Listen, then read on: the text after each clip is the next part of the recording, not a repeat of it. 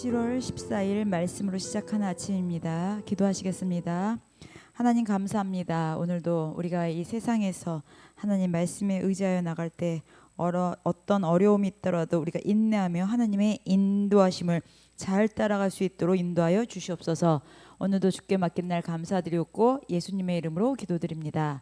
아멘. 오늘은 창세기 26장 12절로부터 25절까지 말씀 같이 보시겠습니다. 우리 창세기 26장 12절로부터 25절입니다.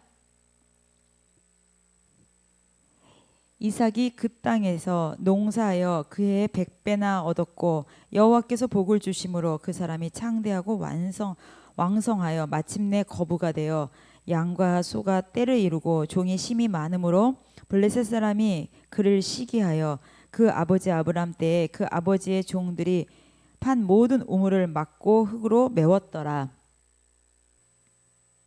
아비멜렉이 이삭에게 이르되 내가 우리보다 크게 강성한즉 우리를 떠나라.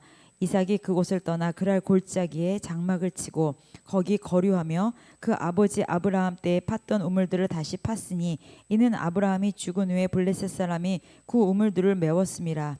이삭이 그 우물들이 이름을 그의 아버지가 부르던 이름으로 불렀더라. 이삭의 종들이 골짜기를 파서 샘 근원을 얻었더니 그랄 목자들이 이삭의 목자와 다투어 이르되 이 물은 우리의 것이라 하매 이삭이 그 다툼으로 말미암아 그 우물 이름을 에색이라 하였으며 또 다른 우물을 팠더니 그들이 또 다툼으로 그 이름을 신나라 하였으며 이삭이 거기서 옮겨 다른 우물을 팠더니 그들이 다투지 아니하였으므로 그 이름을 르호봇이라 하여 이르되 이제는 여호와께서 우리를 위하여 넓게 하셨으니 이 땅에서 우리가 번성하리로다 하였더라.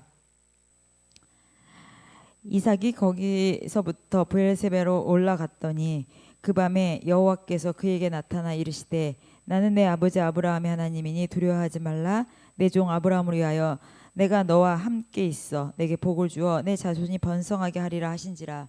이삭이 그곳에 제단을 쌓고 여호와의 이름을 부르며 거기 장막을 쳤더니 이삭의 종들이 거기서 우물을 팠더라. 아멘. 오늘 말씀의 제목이 시기와 다툼 속에서도 하나님을 의지하라. 어떠한 상황에서도 하나님을 의지하라 라는 말씀으로 같이 나누시겠습니다. 자, 하나님이요 세상에 있는 재능을 막으실 때가 있죠. 물론 하나님이 우리가 가지고 있는 재능 달란트를 가지고 사용하십니다. 그런데 또 어떨 때는요 우리가 가지고 있는 나의 재능을 막으시고 하나님께서 인도하시는 대로 이끄는 사람도 있습니다. 오늘 이삭의 우물을 다 막는 것 같고 어떻게 보면 그 우물이 파이면 뺏기고 계속 이게 반복되는 얘기죠. 자, 물길을 찾아 다니는 곳이 아니라 가는 곳에 물을 내게 하신다는 것을 보여주고 있습니다. 우리가 어떤 지리학적이나 어떻게 또 수질적으로나 봤을 때 어디 물고가 있는지를 찾는 것이 아닌 거죠. 오직 여호와의 능력으로만 물을 찾고 있습니다. 자, 하나님이 모든 우물을 막을 때는요 이삭이 미워서 막는 게 분명 아닙니다. 하나님께서는 사막에서도 우물을 나오게 하십니다. 하나님께서는 하나님의 능력만 나타나게 하시는 거죠. 예수님의 우물만 터지면 된다. 이 우물을 마시는 자는 그 배에서 생수의 강이 넘쳐 흐른다. 자, 세상의 것을 다 막으셨습니다. 우리도 기도할 때 보면 주여 우리가 세상의 우물을 다 막아주셔서 감사합니다.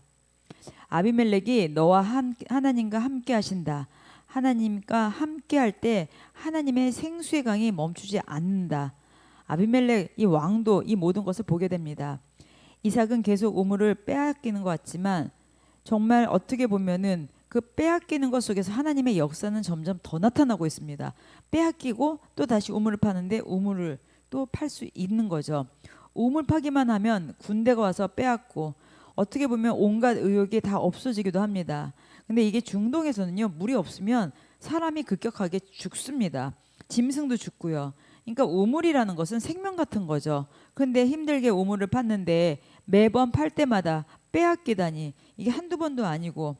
근데 하나님이 이삭을 유하신다면 어떻게 보면은 이렇게 못된 아비멜렉을 좀 죽여주셨으면 참 좋겠지만 하나님은 이삭을 보면서 방관하시는 것도 아니고요.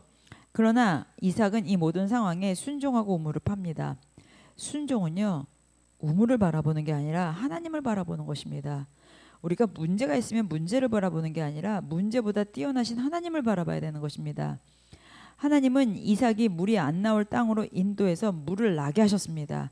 광야에서 물을 나게 하셨습니다. 불가능한 곳에서 물을 나게 하셨습니다. 사막에 물줄기가 없는 곳에서 물을 나게 하셨습니다. 사람의 재능과 능력과 지혜와 실력으로 물을 파는 것이 아니라 여호와 하나님의 능력으로 물을 내셨습니다. 오직 하나님만 하시는 일들을 볼 수 있습니다. 여러분들은 지금 나에게 일어나는 그 기적이 보이십니까? 지금 나에게 불가능이 가능케 되는 것을 보고 계십니까? 내가 원하는 눈앞에 있는 것이 손에 안 쥐어진다고 하나님의 불평하기보다 내게 보이지 않는 손길 속에서 하나님께서 도우시고 베푸시는 그 손길이 여러분 주님께서 내가 의지하고 있는 분 이런 어려운 상황에서 주님을 바라보고 있는 그 자체가 기적 아닙니까? 우리는 어떻게 보면 이 이삭에게 하나님은 풍성한 복도 허락하셨습니다. 그런데 이건 믿음으로 바라보는 자들에게만 보일 수 있는 것이고요. 이건 믿음으로 순종할 때 볼 수 있는 것입니다. 내가 지금 믿음의 눈으로 보지 못하는 것이 있다면 우리가 빨리 시선을 믿음의 눈으로 돌리시길 바랍니다. 어떻게 보면 이 모든 상황에서는 이제는 우물을 많이 파서 이삭이 우물 파는 실력이 좋아져서가 아니라 점점 사막으로 광야로 이끌고 가셔서 그곳에서 여호와의 능력만 나타났습니다. 내 주변의 모든 내 상황의 내 환경이 여러분의 모든 문제가 점점 우겨싸움을 당하고 있다면 이제 내가 할 수 있는 것은 여호와 하나님만 의지하는 것입니다. 하나님 이 문제를 해결하여 주시옵소서가 아니라 하나님이 이끄시는 대로 내가 순종하겠나이다. 하나님께서 나를 돌보시는 대로 내가 따라가겠나이다. 우리한테 그 고백이 지금 필요할 때인 줄 믿습니다.